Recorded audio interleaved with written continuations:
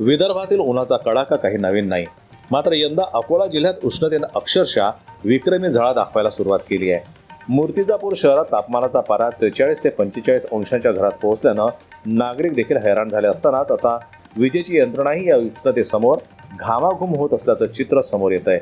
शहरात एका विद्युत डीपीला चक्क कूलर लावून थंड ठेवण्याचा अनोखा प्रयोग करण्यात आल्यानं नागरिकांमध्ये कुतूहल सोबतच चर्चेलाही उधाण आलंय. वाढत्या तापमानामुळे ट्रान्सफॉर्मरमधील ऑइल प्रचंड गरम होऊन डीपी ट्रिप होणे किंवा जळण्याचा धोका निर्माण झालाय. वीज पुरवठा खंडित होऊ नये यासाठी स्थानिक तंत्रज्ञांनी जुगाड करत डीपी समोर मोठा कूलर लावून थंड हवा देण्याची व्यवस्था केली आहे. कडक उन्हात ही डीपी थंड राहावी आणि नागरिकांना अखंड वीज पुरवठा मिळावा, हा या प्रयोगामागचा उद्देश असल्याचं बोललं जात आहे. ट्रान्सफॉर्मरचं लोड वाढल्यामुळे ट्रान्सफॉर्मरची हीट वाढत असते आणि उन्हामुळे पण हीट वाढते. ट्रान्सफॉर्मरमध्ये सहसा आपलं ऑइल हे कुलँट म्हणून वापरतात, कारण त्याच्यामुळे ट्रान्सफॉर्मर थंड म्हणजे कूल ठेवता आला पाहिजे, थंड का होते. परंतु उन्हाळ्यामध्ये जास्त ऊन वाढल्यामुळे आणि ट्रान्सफॉर्मरमधून ऑइल गरम झाल्यामुळे ते थंड करण्याकरता आपण ऑइल नॅचरल एअर फोर्स म्हणजेच ऑइलनी पण थंड ठेवायचं आणि कूलर लावल्यामुळे त्याची पण थंडता मिळते आणि त्यामुळे कसं होतं टेम्परेचर टेम्परेचर हे कमी होते आणि त्याच्यावरचं जे लोड आहे ते लोड व्यवस्थितपणे हँडल करायला आपल्याला मदत होते.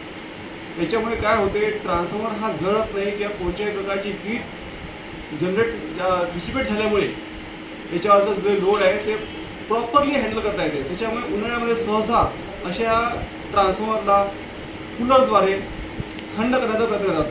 हे सहसा 100 kV ते 250 kVचे जे ट्रान्सफॉर्मर असतात त्याच्याकरता अशा प्रकारचं सिस्टम वापरले जाते.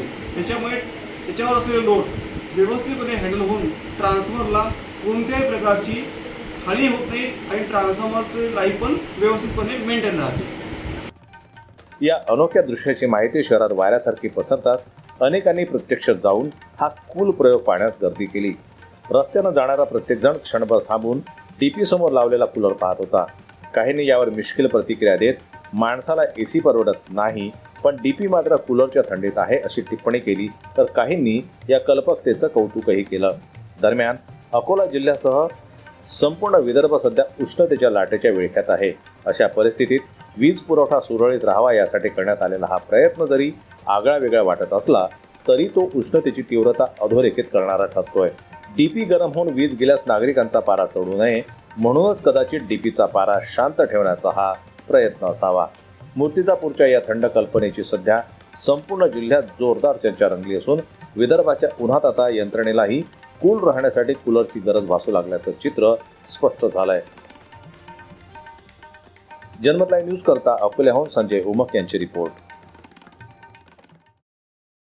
मराठी बातम्यांसाठी जनमत लाईव्हला लाईक करा, सबस्क्राईब करा आणि बेल आयकॉनला दाबायला विसरू नका.